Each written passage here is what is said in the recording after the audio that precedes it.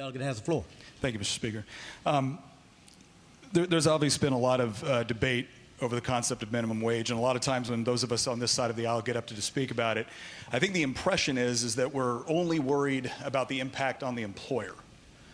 And we certainly are worried about that impact. They are the ones providing the vast majority of opportunities for people to actually move up the economic ladder. But for many of us, we're also speaking from the perspective of somebody that's actually worked for minimum wage.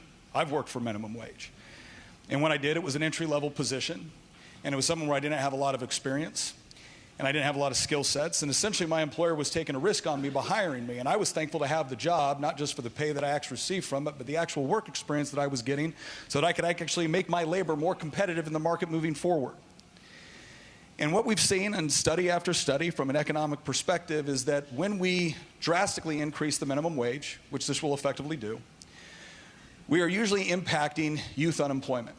We're making it harder for people to break into the economic market at a time when they desperately need to be able to do so. And so it needs to be understood that we're not operating from a standpoint of fear-mongering when we talk about the potential problems with respect to what this is going to mean for entry-level employees. We're not fear-mongering when we stand up for small farmers that are telling us that this is going to have a significant burden with respect to their labor costs.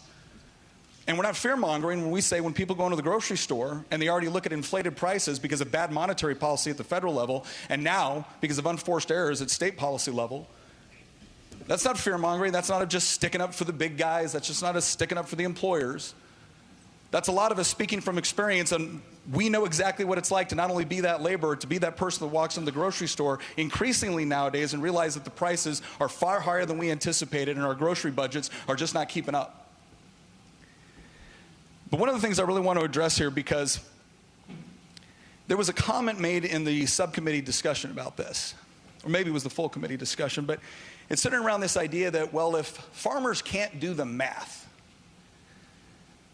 then maybe they should essentially go out of business and stop exploiting workers.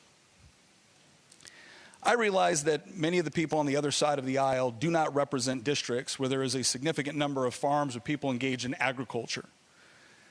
I represent a district where I have people that have been farming the same small farm for generations. They've gone through drought, they've gone through pestilence, they've gone through war, they've gone through depressions, and they've survived all of it because they're incredibly hardy and hardworking people. It's amazing to me that eventually some of them might actually lose their farms because we're losing more every day.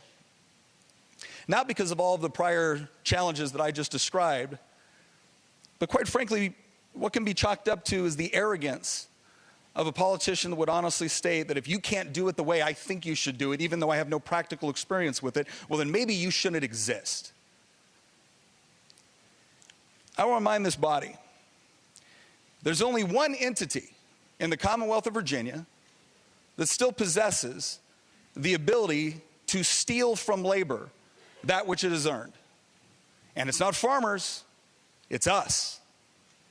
We have the ability to confiscate. We have the ability to tax. We have the ability to take. Farmers and employees, they still have to negotiate. And that's fine. That's the way it should be within a free market system.